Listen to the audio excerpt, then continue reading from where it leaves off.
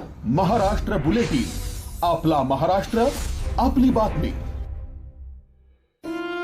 देवळा तालुक्यात सोमवारी सायंकाळी 5 वाजेच्या सुमारास भौर, विठेवाडी, सावकी, लोहणेर परिसरात वादळी वाऱ्यासह अवकाळी पाऊस आणि गारपीट झाल्याने कांदा पिकाचे मोठ्या प्रमाणात नुकसान झालंय। काढणीच्या उंबरठ्यावर असलेला कांदा नष्ट झाल्याने शेतकरी वर्ग हतबल झालाय।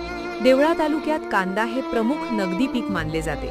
सध्या अनेक भागांत कांदा काढणीची कामे सुरू असताना अचानक आलेल्या गारपिटीने भौर, विठेवाडी व सावके, लोहणेर परिसरातील शेतांमध्ये हाताशी आलेला कांदा पिकाचा मोठा चुराडा झाला।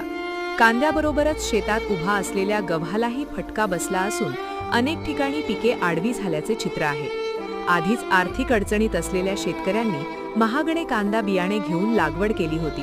त्यात मजुरांची कमतरता असताना काढणीची कामे सुरू होती।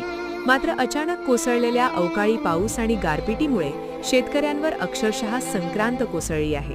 या नुकसानग्रस्त भागाचा तातडीने पंचनामा करून शेतकऱ्यांना दिलासा द्यावा अशी मागणी शेतकऱ्यांकडून होत आहे।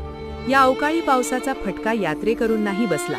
लोहणेर, विठेवाडी, भौर मार्गावरून जाणारे हजारो यात्रेकरू अचानक कोसळलेल्या पावसात भिजून ओलेचिंब झाले। निवाऱ्याची कोणतीही सोय नसल्याने यात्रेकरूंनी रस्त्यालगत असलेल्या रिकाम्या कांदा चाळींमध्ये आसरा घेतला। जवळपास तासभर सुरू असलेल्या पावसाने आणि गारपिटीने परिसरात मोठे नुकसान झाल्याचे समोर आले। अवकाळीच्या तडाख्यामुळे देवळा तालुक्यातील शेतकरी वर्गात चिंतेचे वातावरण पसरले। महाराष्ट्र बुलेटिनसाठी सोमनाथ जगताप, देवळा। महाराष्ट्र बुलेटिन, आपला महाराष्ट्र, आपली बातमी।